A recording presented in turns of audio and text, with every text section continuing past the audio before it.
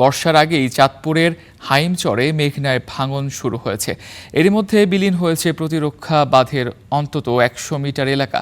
এতে আতঙ্কে নদী পাড়ের মানুষ। তাদের অভিযোগ, অবাধে বালু উত্তোলনের কারণে দেখা দিয়েছে ভাঙন। বিস্তারিত জানাচ্ছেন কাদের পলাশ।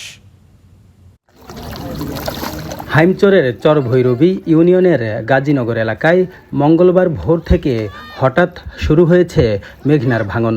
মুহূর্তেই বিলীন হয়েছে অন্তত ১০০ মিটার এলাকা। আতঙ্কে নদী তীরবর্তী এলাকার মানুষ।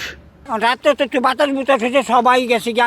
সকালে যে নদী ভাঙতে আছে, নদী ভাঙে গেছে। আমাকে বাড়ি করে আমরা বাড়া থেকে একটু জায়গা কিনছে, কত খায়া না খায়া এরপর হেরা থাকবো কিভাবে। স্থানীয়দের অভিযোগ, রাতের আধারে মেঘনা নদীতে ড্রেজার বসিয়ে অবৈধভাবে চলছে বালু উত্তোলন। তারই প্রভাব পড়েছে নদী পাড়ে।